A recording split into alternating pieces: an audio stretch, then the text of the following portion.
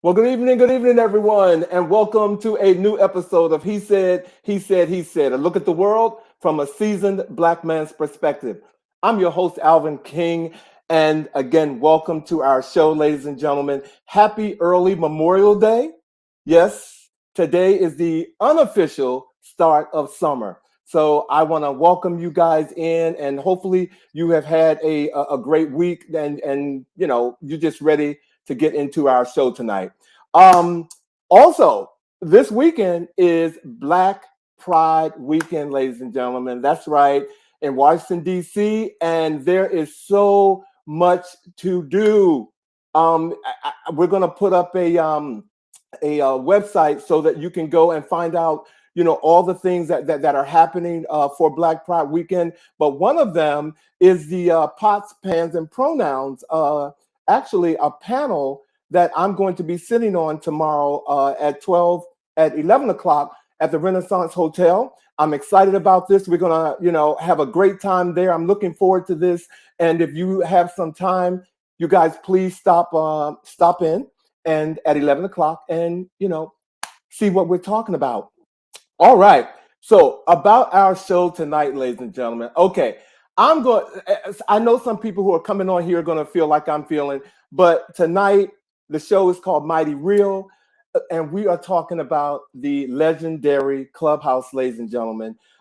In honor of Black Pride, we will pay tribute to the legendary Clubhouse from 1975 to the grand finale during the world-renowned Children's Hour during Memorial Day weekend in 1990. Those of us who remember had 15 years of exhilarating, joyful celebrations of Black LGBTQIA plus life in Washington, D.C.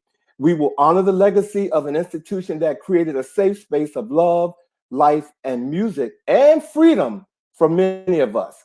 But the beauty of tonight is we have the founder, John Eddie is here. He had the vision. He created 15 years of my life. But that's all I'm gonna say to that. And he can tell you the rest when we talk to him. But he is here tonight to speak with us. And also this weekend, the Clubhouse reunion party will take place on Sunday, ladies and gentlemen. And we have two of the collaborators here. DJ Jay-Jay is here with us tonight, and DJ Chosen is also here. And they will be talking about the event and sharing like some amazing things about what will happen on Sunday. And last but not least, tonight in our new segment of We See You, we're bringing back a brother who is doing some amazing things. Mr. Raheem Briggs is back with us tonight. He is also producing an event on Sunday, Pride by the River. But there are some things that are going on with Raheem that I'm telling you, they are well deserved, and we're going to talk to him about that tonight. And last but not least, ladies and gentlemen, for you moviegoers, we've been waiting for this. Singer, actress Halle Berry Bailey debuts in The Little Mermaid. I'm sorry, not Barry, Bailey. Don't go looking for Halle Berry because she's not there. Halle Bailey in the Little Mermaid today. She's playing Ariel, and amongst all the early criticism about her being in the role because she's a black person. Halle Berry is getting some rave reviews. And I just want to share with you something that I read today. It said that Halle Berry is expressive, energetic, and infinitely likable with a mixture of girlish sweetness and womanly spine. She finds refreshing new avenues in songs, story beats, and even specific lines of dialogue that longtime fans have cherished from the original. I've never seen The Little Mermaid, so take whatever card you need to take from me. But I've never seen The Little Mermaid, but I am going to the movie to support her and to support the film because, we definitely have to support one another in this business. So without further ado, ladies and gentlemen, like I said, we have an action-packed show tonight. I want to get on with the chat. So let's get on with the chat.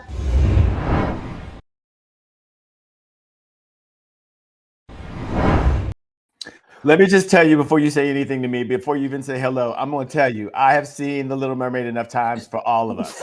All of us. All of us. So after you see the live action, go back and see the animated one. Go back and see the live action one. Folks, I have never seen The Little Mermaid. And if I have, I'm not gonna say I know. I'm just gonna be honest. I've never seen it. Mhm. I've never seen it, but I've heard people singing the songs and Mhm. all this stuff. I've seen little kids in grocery stores dressed like Little Mermaid and stuff. I'm like, really? Yeah. But yeah, but I'm glad she got the role. Mhm. And from what I hear, like I read, she is doing very, very well in it. So yeah, kudos to her. Kudos to her. So what's been going on this week with you, my man? Living life, keeping everything moving as best we can. How about you? I am doing good. I can't complain. Things are busy. Like I said, we have a busy show tonight. I'm Yes. feeling like this nostalgic thing going on, and I'm just glad that this show has framed itself to be what it is. So I can't wait to talk about that.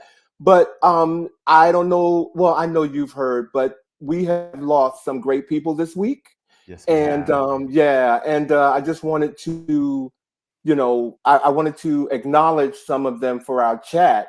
Some of them I don't even know if people know or not, but the musician for Earth, Wind and Fire and the Commodores, Sheldon Reynolds. Yep. He was the ex Earth, Wind and Fire and the Commodores band member. He's being remembered this week. He died at the age of 63. And some of the voices that some of you all have heard on Earth, Wind and Fire and the Commodores, it has been Sheldon. Yeah. Wow.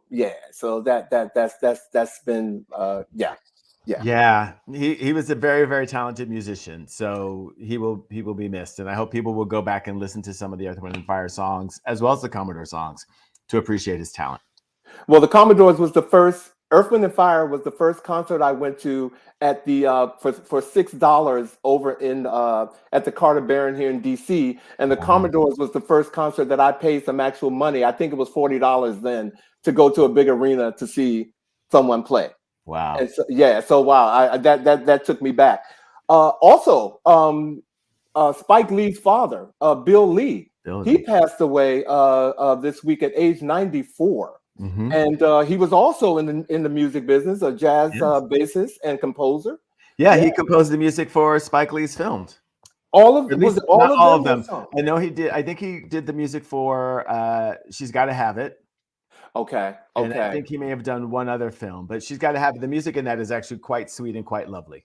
And still, I actually Mhm. have the soundtrack to that. So yeah, Yeah. you're absolutely right. I never looked at who plays, so I'm gonna again another piece of nostalgia that Yeah. I'm gonna keep. Rest well, Mr. Lee. And Yes. last but not least, I'm sure when everybody heard this, everybody's phone, TV, video, whatever blew up. We lost a legend this week, Miss Tina Turner. Yeah. She died at the age of 83 years old, ladies and gentlemen. History. Legend, Yeah. An legend. inspiration. Just an inspiration. She's been dubbed the queen of rock and roll. She has inspired so many people, not only in music, but I'm surprised our good friend Judy Henderson isn't in the chat right now. But Tina Turner inspired even a business venture, and Judy Wow. will have to talk to us about that some other day. Come on, Judy, and talk to us tonight. Please come and talk to us tonight. But before we move on, I want to say hello to a couple of people who have joined. Hey, George. Hey, Derwin. Hey, Monica. Derwin, haven't seen you in a while. Welcome back, my brother. I know it's a music weekend, so you're going to be out and about, I'm sure. But hi, Monica. Oh, she said more better blues. Oh, he did Mo Better Blues as well. Yeah, Fantastic. Yeah. more better blues. Well, okay, well, yeah, they say they come in threes. I hope that that's it for a minute. But the show tonight, that we're gonna honor the legendary Clubhouse, and I know Vash, you've never been there before. No. I grew up there, but we've talked a lot. I know I burned your ear this week about what it was like to be a part of that and to come up in that whole era, Hmm. from just living life to sometimes watching life go away because the AIDS epidemic came in and just created havoc on us at that particular time. But we're going to talk more with the folks who are here Yes. about that. But we're also talking about a big event this week, and we have some giveaway tonight, ladies and gentlemen. For those of you who are in DC, okay, you got to be in DC because I don't know how you're gonna get here before Sunday. But if you're in DC but you're coming, We're giving away 2 tickets to the Clubhouse reunion party on Sunday at a club called Bravo Bravo right here in downtown DC. The party is from 3 to 9 p.m. And all you have to do tonight is type in the comment section hashtag Clubhouse reunion. Type in your hashtag. If you come on, we're going to make this announcement again. Type hashtag Clubhouse reunion, and your hashtag will be entered into a pool, and StreamYard will pick who they think is the winner. Can it be more easy, Vash? It could not be easier. It's hashtag Clubhouse reunion, and later on in the show, we'll do a drawing, and we will select the winner. And it'll be exciting, and you guys will be able to go and participate in a celebration of DC history. All right. And I think we have a I'm gonna wait to do that because I'm ready to get on with the show. Are you ready, Vash? I am. We have some really amazing people on the show tonight who are going to talk about amazing things that they've done and amazing experiences that they've shared and created for people. So I'm thrilled to go forward. Well, for those of you who have been to the Clubhouse, you know this person needs no introduction. And even if I gave you one, I'm going to tell you have to meet him because his vision, I mean, you talk about innovators. He had a vision years ago that is still touching many of us today, ladies and gentlemen. We are honored to have the founding member of the Clubhouse with us tonight. Please welcome Mr. John Eddy. Hey, John. Hey, everybody. John, I got to tell you, you still have the same smile that you still have that same vibrant smile, John. Great to see you, my brother. Thank you. Everybody tells me that. Well, it's there. It's real. Well, again, we're honored to have you here tonight on, He Said. And like I told everybody, the Clubhouse was your idea. It was your vision. And so you might as well just start taking us on this journey right now and share with us how all of that started. Well, first of all, thank you for inviting me to the show. I really, really appreciate it. Mm-hmm. Now, what do you want me to tell you? I'm what you tell me. Yeah. Anything that let's put it this way. Anything you want, but you can go to the cliff, but don't jump. Okay, there you go. Because everybody don't need to know some things that went on in the Clubhouse. Well, the Clubhouse basically was an outgrowth of another business we had at that time called the Third World or Zodiac Den. We kind of outgrew that location. Andre and I, my co-founder, as well as Morel Chaston, used to go up to the Loft in New York. And for those of you who don't know the Loft, then something you missed out on also.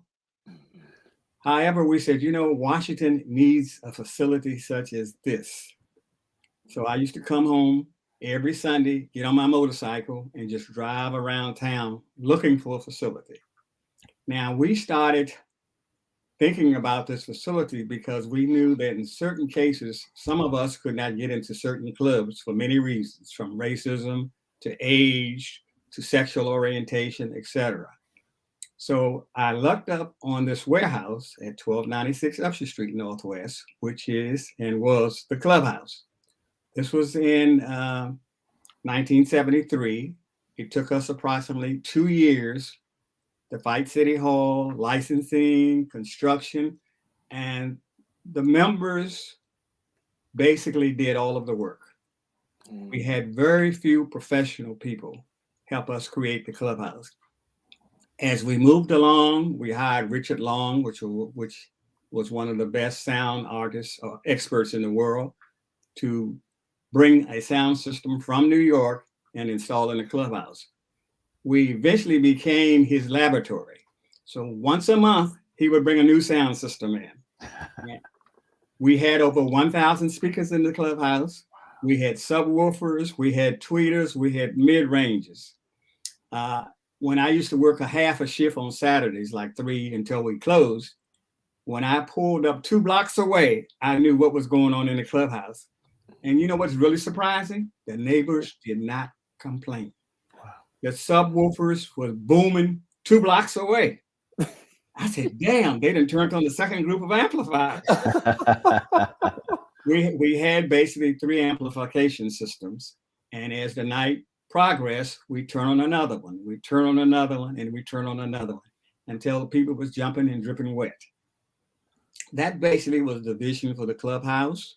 It was a place that we felt that we needed for people to go, where they could have the house party that they couldn't have at home, where people can basically forget their inhibitions, forget Monday through Friday. We actually had people to bring their church uniforms and put in the coat room. And before they left, they would put on their church attire and go to church. Go to church to sing in the choir. Wow. Well, all I can say, if there was any place in the world that could prepare someone on for church on a Saturday night, it was the clubhouse. Yes.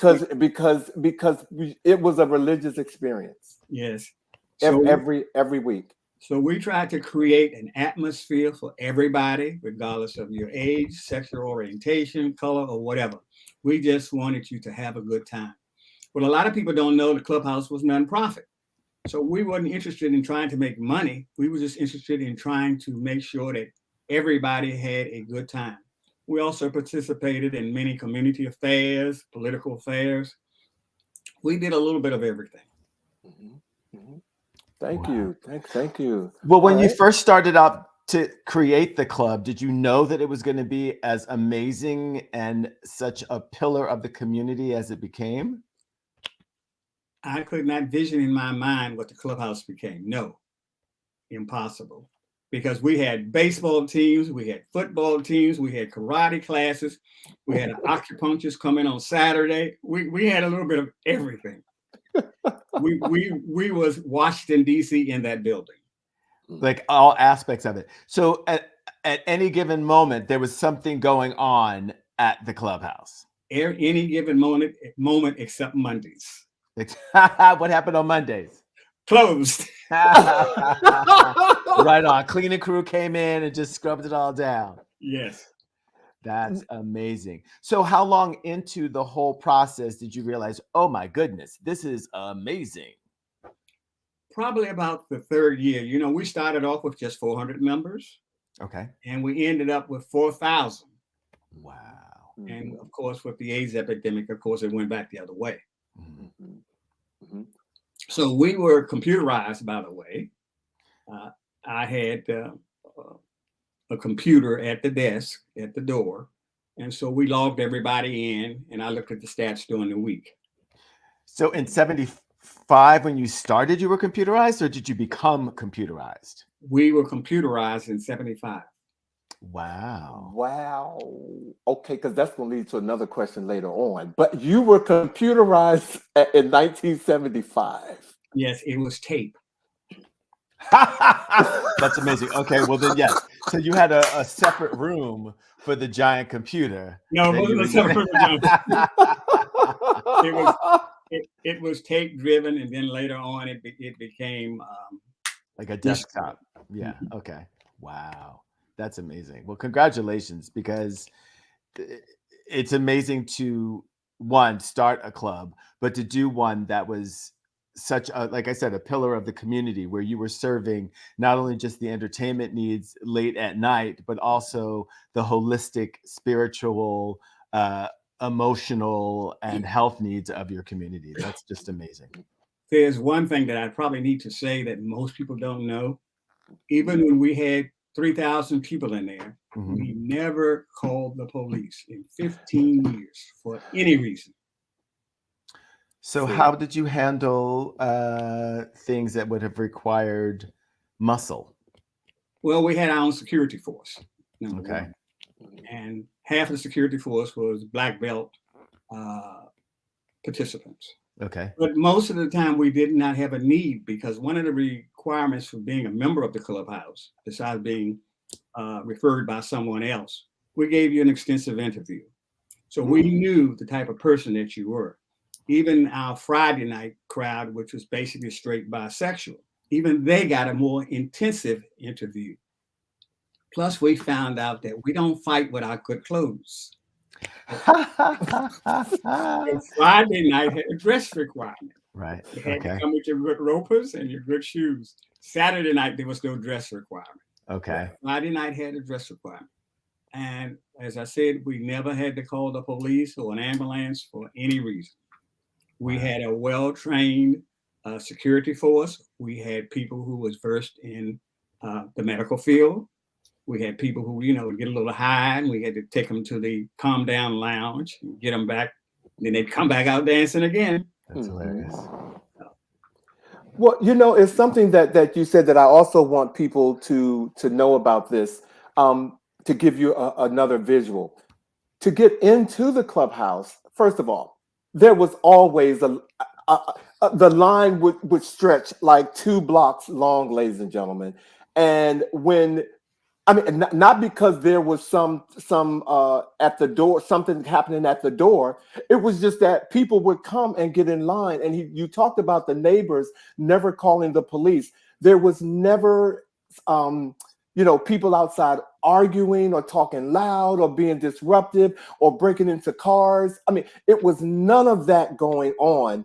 And to be living in a time like that, to look at the time that we're living in now, you wrote a blueprint that I wish you could introduce to some people, some business owners, some club promoters, or I don't know how to go about that or say it any better way, but the blueprint that you wrote is one that should be reevaluated. Thank you. That's what I'm trying to say. And because when you went through that door, no one thought about coming into the establishment to fight. You created a space where people just wanted to come in and dance and get, be loved on. And, and it just, again, I am honored to share this experience with everybody. If you have not been to the clubhouse before, it was something to behold. And if you have, you know exactly what I'm talking about. So again, kudos on writing the blueprint. So I'm gonna go into my next question. You talked about the AIDS epidemic. You mentioned that, John. The clubhouse, as we know, was more than just music. And for our community, the clubhouse provided support for those who were being impacted by the AIDS crisis. I think, and correct me if I'm wrong, you started Impact first, which later became Us Helping Us People Into Living. And we all know where Us Helping Us People Into Living is, right? We've all seen that grow. This must have been a scary time for the club. Share with us what that was like during the 90s, watching your membership and your friends go through that for you. Well, I started noticing, I think it was about 1983, 84, a significant drop in the members coming to the club on Saturday night. This was before the AIDS epidemic was even out there. It wasn't even on the news. And Rainey, who was our manager, came to me and Andre and said, we have a problem. We have an epidemic in the community and nobody's doing anything about it. Can we open up the facility on Saturdays and entertain the idea of educating people about the epidemic? So as a result, that's how ICANN, Us Helping Us, and a couple of other organizations came about. Well, it was an impact on business, of course, because we saw a drop every week of the number of members as well as guests coming to the clubhouse. Yeah, I lost many friends. One being my long-term partner, also, and his brother, and his brother's lover, and my best friend, and my son. All of them, all of us would come to the clubhouse, and to see all of all of your friends just all of a sudden one day there and one day gone. The clubhouse definitely, to go there even while that was going on before you closed, it made a difference for us. It gave us another escape, and the music never stopped. So yeah, it never stopped. So, thank you for sharing that. Wow, again, you took me back one more time. Okay, all right, all right. We also lost a number of staff members. Yeah, yeah. Wow. Well, again, thanks for creating the space to be so supportive and educational in that time. I wish you had been there to experience it, but if you come Sunday, I am making sure that the two co-hosts get as close to the Clubhouse vibe as possible. What does that mean? I got to wear a G-string? You can wear whatever you want. If you want. Hey, now, okay. Look at he's always going. Clubhouse. I love it. Do you have any memories of the Clubhouse that always fill you with joy when you think of them? Well, every Saturday night filled me with joy because the fact that it was always something new, from people jumping off the balconies, dancing on the speakers, things they weren't supposed to do, but they did. Right. People throwing baby powder on the dance floor. When it was not moving, when the vibe wasn't picking up as fast as we wanted it to, then I made the staff get out there with tamarines and noisemakers and things like that to kind of push the vibe on faster. We had a program which we started out slow and etched up the night. From, as I indicated earlier, we would turn on more speakers, more, the music vibration would increase gradually till around 3 to 4, and then 4:30 to 5 we were at our peak. So we were pretty well programming our customers, but at the same time we made sure that they had the best time they could have. Nice. Well, I know Rodney asked what time, so I think it might be a good time to remind people we are giving away 2 tickets to the Clubhouse reunion on this show tonight. And to enter, all you have to do is type in hashtag Clubhouse reunion into the comments, and we are going to be selecting a winner from all the viewers who have typed in hashtag Clubhouse reunion. So if you're in DC, you want to get your groove on, you want to celebrate a piece of history, a piece of Black gay history, a piece of Black DC gay history, type in hashtag Clubhouse reunion so we can get you some tickets so you can be at the party of the century this Sunday. Yes, I'll be there. Can't tell you what I'm gonna look like, but I'll be there. Okay. Okay. I love. Well, you know what, John, I'm a Gemini, so you ain't no telling how I'm gonna come up in there. But I will be there, and I will be comfortable. And because I'm in this mode right now, we're talking about the energy that the Clubhouse brings. If you guys are ready, I want to bring in the 2 collaborators of the Clubhouse reunion who's here tonight. One of them, actually, his name is Jay-Jay. I've known him for a long time. He's a native Washingtonian, and he's been DJing for over 40 years. He has played various venues and clubs in Washington, D.C., including the Clubhouse, the Sunset Palace, the Brass Rail, the Bachelor's Meal, Tracks, and the Buck Stops here. He was the first DJ to perform outside of Mayor Bowser's annual high heel race for the last 4 years. JJ and his collaborator, DJ Chosen, they are here tonight, ladies and gentlemen, to talk about what they experienced at the original Clubhouse and the Clubhouse reunion. Please welcome to our stage DJ JJ and DJ Chosen. Everybody. Hey, guys. Thanks for having us. Hey, y'all. Welcome. Appreciate it. As you can tell, I'm ready. You better bring your cup, okay? Welcome to the show, guys. Welcome. Thank you again for being here. Thank you. I would love for you guys to take a moment and introduce yourselves one at a time and tell us how you were affiliated with the Clubhouse. Let's start with you, JJ. Okay, I'll start out. I started going to the Clubhouse in 1978.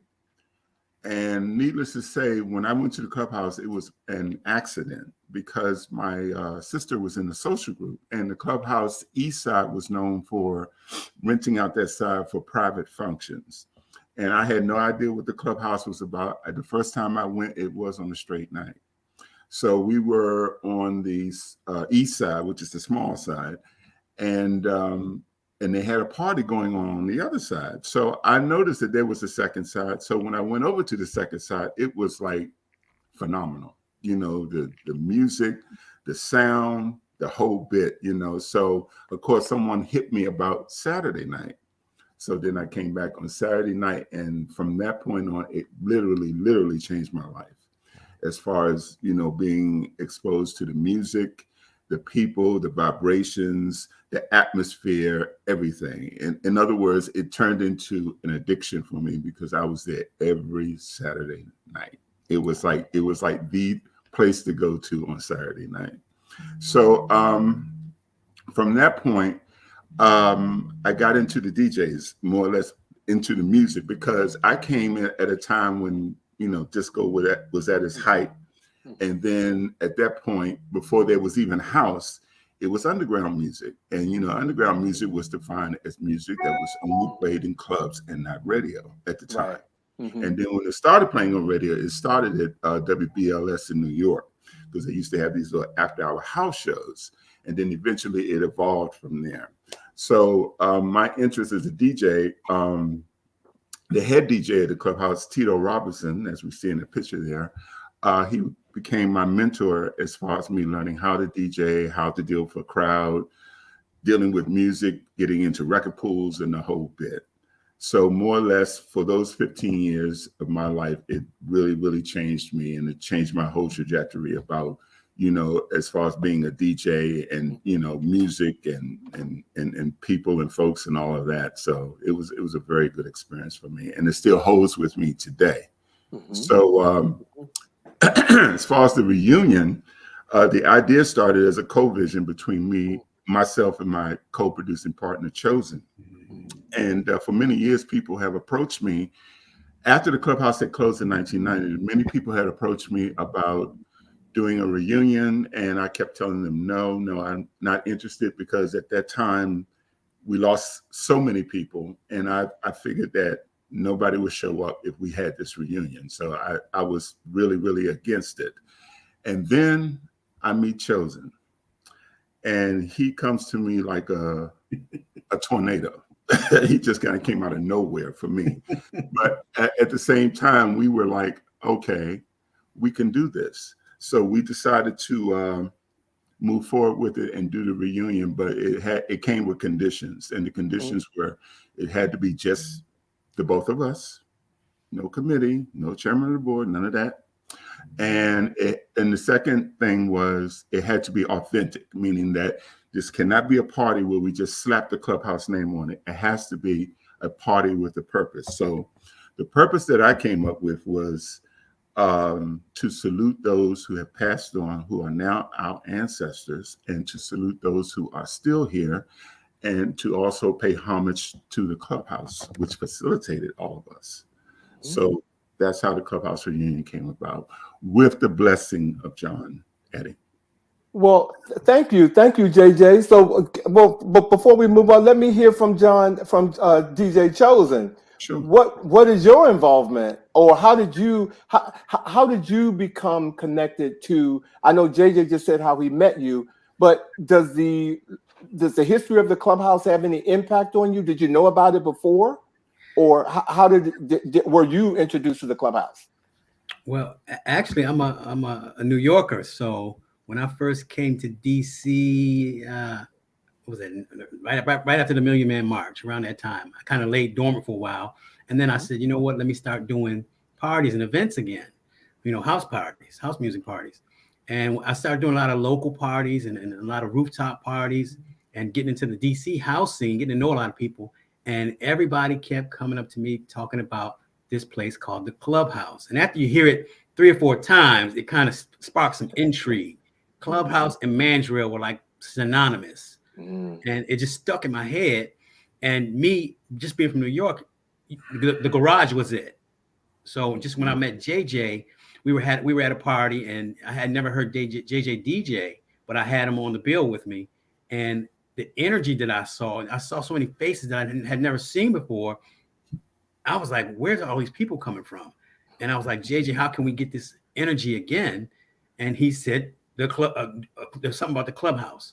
And I was like, what about, has anybody ever had a reunion? I know they have a Paradise Garage reunion every so often or every year. And I was like, has anybody ever had a Clubhouse reunion? And he hemmed and hawed about it. And I ran over to Sam and asked Sam, because Sam was DJing at the time, what did he think about it? And he mentioned Tito. And I ran back over to JJ and said, hey, Sam says you got to get Tito. And JJ said, no problem. And we just started cultivating a conversation about it. And at that point, because I didn't realize that the Clubhouse was before the garage.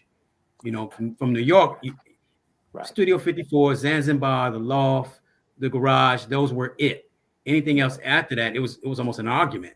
So at that point, I became like a student, I guess. Scouring the internet for information about the Clubhouse, just listening to Sam, to Mandrill, to JJ, just tell me stories. And then when I met John, and John he painted a Picasso in my head, and I was just like, some of this stuff is unbelievable. To me, it's a story that's untold, that needs to be told, for the dance culture and dance community.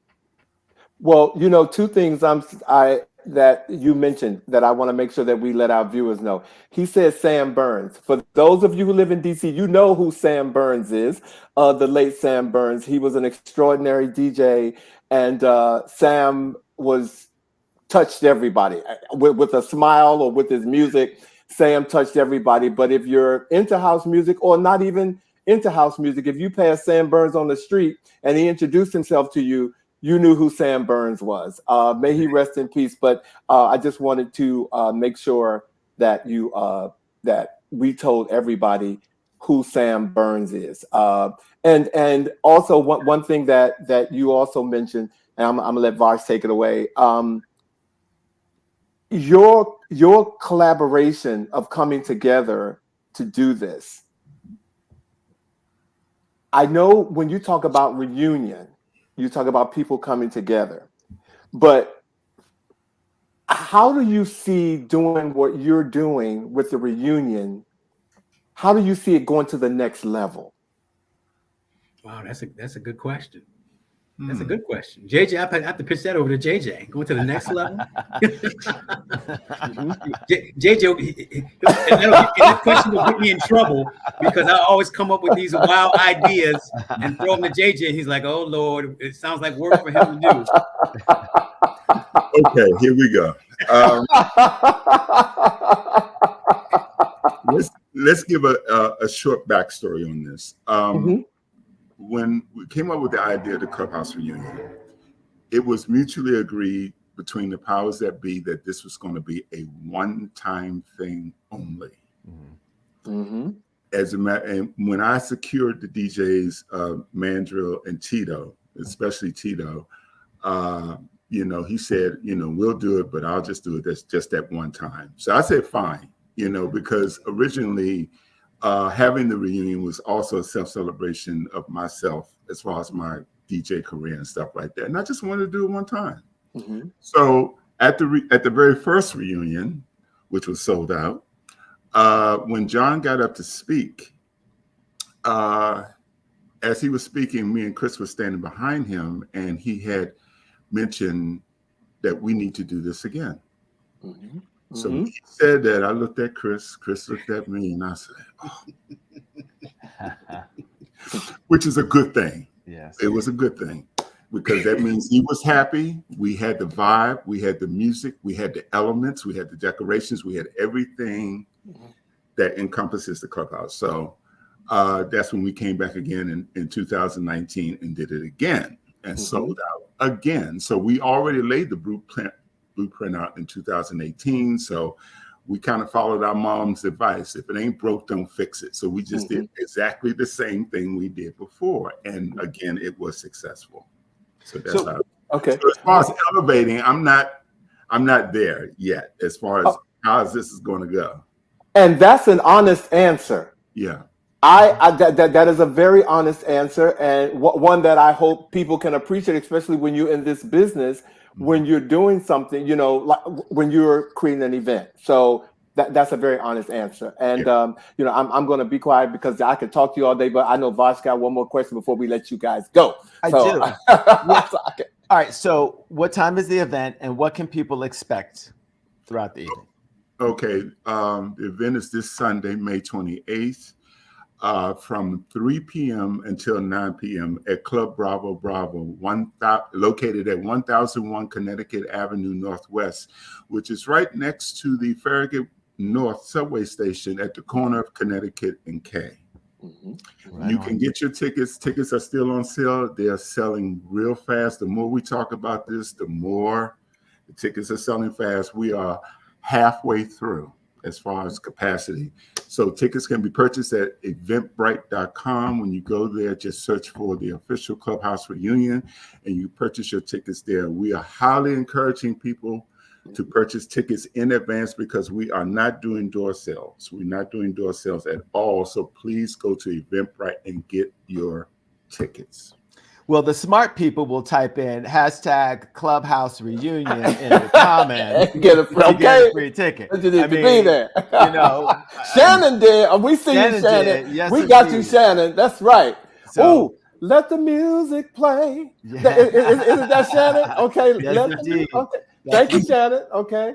Also, go ahead, JJ. I was just one more short thing. One of the main elements of this reunion that's going to happen is that we're going to play nothing but music from 1975 to 1990.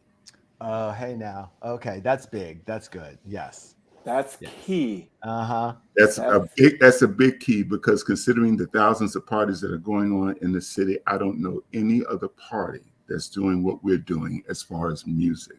Right. And I think that's the biggest element of the Clubhouse because of the music of its time, and it's not heard today, and it needs to be heard today. Right. And it's the kind that gets into your bones and just make you shake the little booty.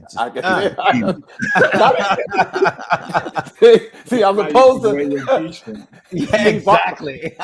Voss is trying to take me there. Okay, I don't care what your booty look like. Shake it. Okay, yes. Come up in there. He said, "Look, and if you don't got one, shake where it is. Shake that too." Okay. Mm-hmm. No, you know, we definitely need a nostalgic moment. You know, and the Clubhouse definitely offers that with good, soulful, energetic music. And if you're not prepared to dance, be prepared to meet people you haven't seen in a long time. Yes, how about that? Yes. We will make it. How about that? How about that? It will definitely be a reunion. Well, I'm going to say thank you. Thank you for giving me your time. Thank you for bringing this, letting us share your story on our platform. You know, we really appreciate it. You know, I love the Clubhouse. I love the Clubhouse. Mm-hmm. I did my very first fashion show in the Clubhouse, and we didn't even talk about, real quick, the amount of take a moment and just run down Artist Lane for a minute. Who has been in the Clubhouse? Name some of the artists that have been in the Clubhouse right off the top of your head before we go. I'd rather not, because that's going to be the question. What question? Well, can I tell you who I've seen there? How about that? Oh, no. We don't. We're doing hashtag. We're doing hashtag. Didn't I tell you we're doing hashtag, JJ? Yeah. We're doing hashtag pool. So real quick, you got 1 minute. Who has been at the Clubhouse? Cheryl Lynn, Tremaine Hawkins, Olita Holloway, First Choice, Nona Hendricks, Colonel Abrams, Curtis Harrison, Shaka Khan. I've seen Shaka. I've not seen Shaka Khan. If she wasn't on the stage, she was standing beside me. Okay, Shaka Khan has been in the Clubhouse. That might have been me wearing a wig. Sorry. Was that you? Or I don't think she performed at the Clubhouse. She may have been there, but I don't think she performed. She's that. What about Curtis Harrison? Has he been there before? Many times. Many times. Curtis Harrison. Okay. I'm not because I'm gonna get myself in trouble. I already did. But ladies and gentlemen, we're gonna say thank you to these fine group of gentlemen, JJ and DJ Chosen and John. We will see you on Sunday. Thank you so much for all you do. Don't go away. We're gonna bring you guys back. But thank you again. Thank you. Thank you. Thank you. Thank you for having us. Thank you. Oh, I almost got myself in trouble. I was like, Wow. maybe I danced by somebody who looked like Shaka Khan. She told me she was Shaka Khan, and I believed her. Honey, when the endorphins kick in, when you shake in and move into some music at 4 a.m, you know everybody is looking like somebody because everybody is somebody. Is somebody. Okay. Exactly. And you know, one thing that we didn't say before we bring on our next guest, Vash, they didn't serve liquor. There was no alcohol there. Wow. That was the other thing. It was alcohol free. Nice. So it was just, again, an amazing time, an amazing experience. So, all right, ladies and gentlemen, first of all, thank you, Vash. I love doing stories with you guys, with you. And can we talk about who's not here right now? Bobby is not here tonight. Oh, did you? Don't do it. Don't do Bobby, it. we miss you. Bobby, we miss you. I tease Bobby all the time. he does, you guys. Bobby had an engagement, so he could not be here. It's not that we remembered it halfway through the show. He couldn't be here tonight, ladies and gentlemen. So I just want to make sure that we let y'all know that he didn't leave us or anything like that. All right. So are we ready for We See You? We are, because we're bringing back a fabulous human being. One of my favorite people. Fabulous. Ladies and gentlemen, Raheem Briggs has dedicated 29 years of his life to community service. He served as the founder and board member of the Endowment Fund from 2002 to 2008. He served as president of and CEO of Al-Sura from 2008 to 2016, and now he's the president since 2016 and the CEO for Project Briggs, ladies and gentlemen. He's been here before and he's back again, but he is doing some things that we need to talk about. And he's also has the event on Sunday called Pride by the River, the second time, ladies and gentlemen. So let's bring back Mr. Raheem Briggs. Can we do that?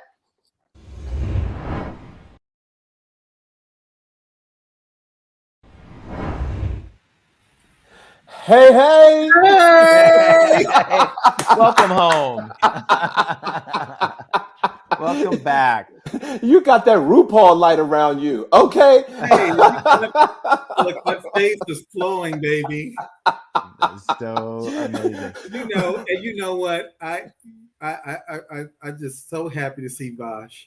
I love Vash. I love you from Vash. I love you too. Well, damn. Let me start cutting off these ring lights then. Okay, hold on for a second. Okay, Yeah, you know what, go ladies and Raheem, gentlemen?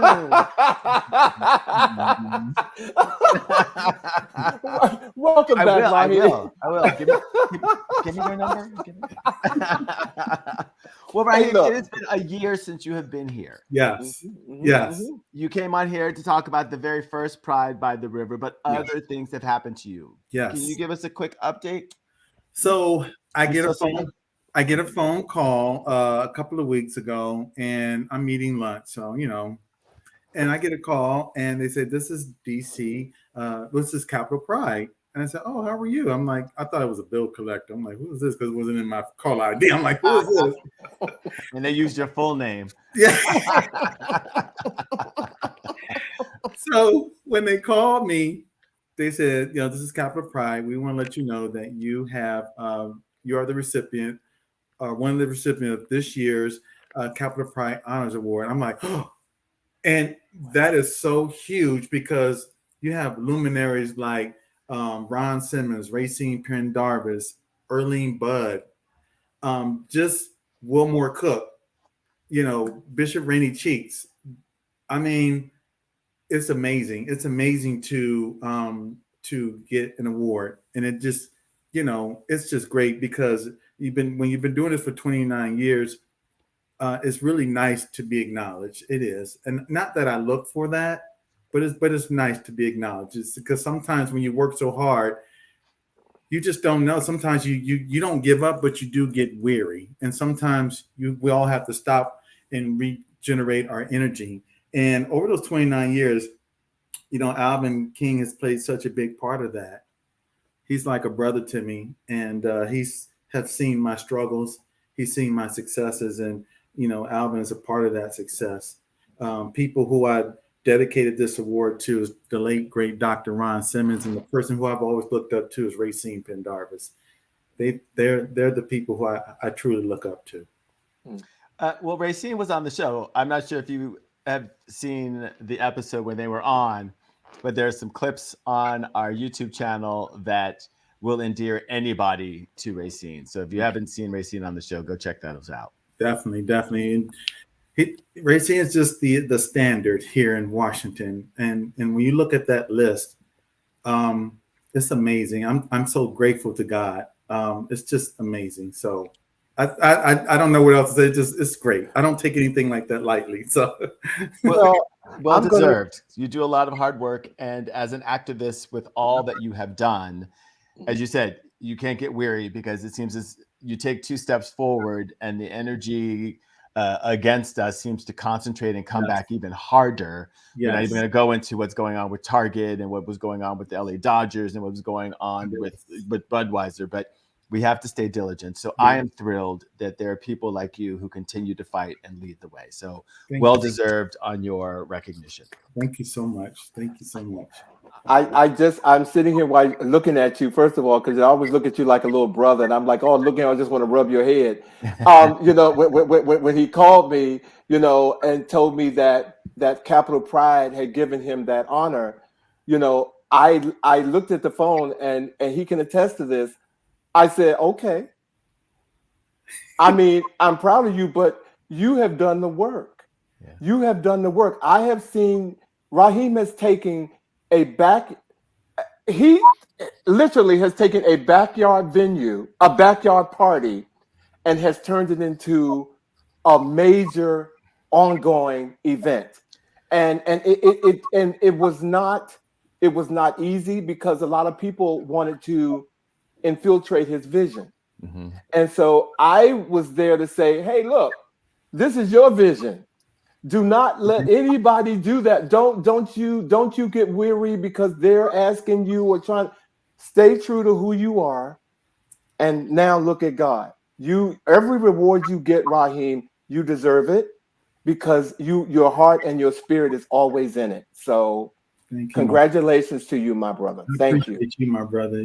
Thank you. Like I said, Alvin, I love you to pieces. Always have and always will. So well, that's why I'm keeping this light on, because you said you love Vash, but I have to turn my light off. It's a different kind of love. It's a different kind of love. Okay. This is no ordinary love.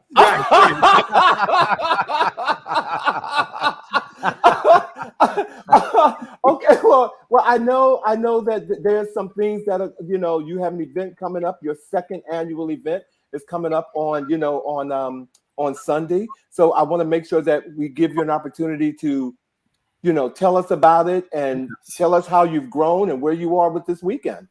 Well, so Pride by the River, it actually takes a nod from Banneker Field. My first Black Pride was back in the late 80s. And so everyone would go to Banneker Field. And so Pride by the River takes that nod from that era. And, thank God for sponsors like ViV Healthcare, Gilead, the Maryland Pride Center, and other, sponsors. It's basically an opportunity for people to get tested, learn about PrEP, other health and wellness opportunities, and food, music. Bring your lawn chairs, just come on out and have some fun. We have a lot of great entertainment. And it's amazing that there's so much talent in the LGBTQ community, because when we sent out, information asking people, or inquiries asking people if they want to entertain, we actually had to turn people away. Wow. So it's just amazing. And this year's event is going to be produced by the Patrick Michael Company. We have a great event.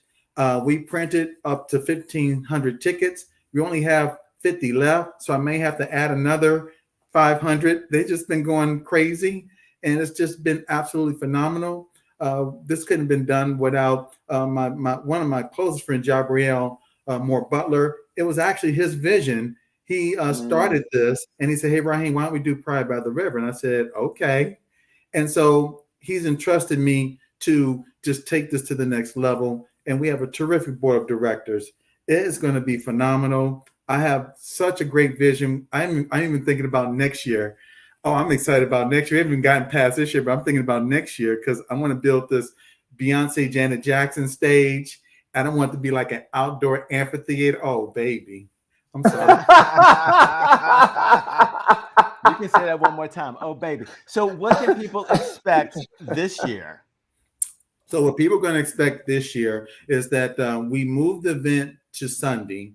And the reason why we did that is so we can maximize folks to come to the event. Most people tend to leave on a Monday, so we decided to move it to a Sunday. And then, of course, we had Fort DuPont Park. Us helping us is doing their wonderful event on the Monday, so we didn't want to have a conflict. So we want to make sure that everyone can enjoy every day of Pride, all the way from Thursday through Monday. The other thing that we did this year is that we have sponsorship tents for all of our sponsors, and they're going to be like nice little gazebos. It's going to be absolutely amazing. We also have folks that are just coming from all over. I mean, it is absolutely amazing. I got one call from Grand Rapids, Michigan. He said, "I can't wait to come. I'm excited." And I was excited talking to him on the phone. And then he said, "I thought I was gonna get a voicemail." I said, "Oh no, you're talking to the head honcho." I said, "Oh, that makes it even better." So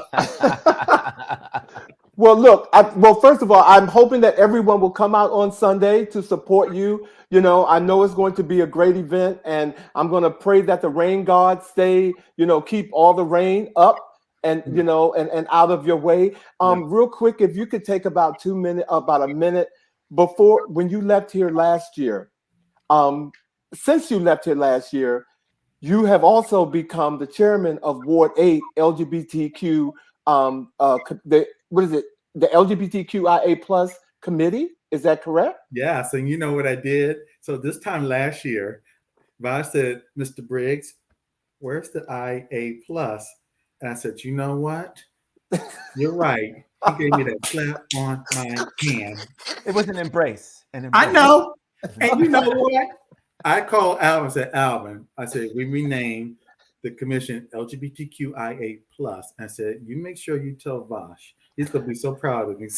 And I did do that. Well, I want to say congratulations to you on that. Want to hear more about it, and if possible, we may want to get. Is Trayvon White? Is he over that, or is he sponsoring that? So Trayon White, he is a strong. Trayon White is a strong supporter. We're actually, the mayor's office is going to give us a proclamation. Last year, Trayon White gave us a resolution because at the council level, you can only give a resolution. So this year, Jaber Bowles, who is the director of the mayor's office of LGBTQ affairs, has worked with the mayor to give us a proclamation. And he'll be doing opening remarks. Nice. Well, groovy. Well, make sure that you slip in there that he said wants to do a live presentation, a live show at the next Black Pride event in 2024. And let me just say this: you guys are in our newsletter. You guys get the highest clicks. We do. I'm telling you, I put you guys on a monthly newsletter, and I'm telling you, you guys get the highest click rate. I see all the click rates, so you guys are doing an amazing job. Thank you, Raheem. Well, look, man, thank you for being here. If we can bring back our special guest, ladies and gentlemen, we're about to round out our show. We can bring back DJ Jay-Jay, John Eddie, and DJ Chosen.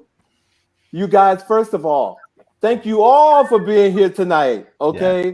I was going to say, and creating this royal flush, but that would be 5 cards. So we got 6 cards. Okay. But I want to thank you all for being here tonight. And before we let you go, we always give our folks the words of the week. And so this week, our words of the week, some of you are unaware of just how amazing you really are. The way you make people laugh, lift others up, or spread some extra love. You do this even though you are struggling to, and I think it makes you such a beautiful human being. You guys inspired that quote tonight. And I just want to say thank you all for everything you do. Keep doing what you're doing. Do it with love and passion. And I can't wait to see all of you this weekend. I wish I could see Vash this weekend. I know I'm in Philly, y'all. I can't Philly, but he can't be here. He's in Philly. But I hope to see everybody this weekend. I hope Thank you. and thank you again for joining the show. And ladies and gentlemen, next week, before I go, I'm sorry, we are taking some downtime. We're going to be off the air, but we will show a pre-recorded show because June is Black Music Month, and we have a whole month of Black music, ladies and gentlemen, that we're going to be bringing to you for the month of June. So be tune in for us, and we will see you guys on the next episode of He Said. He said. All of y'all. He said. Yeah. All right. You guys have a good weekend. Happy Black Pride. Thank you. Bye, everybody. Thank you. Appreciate it.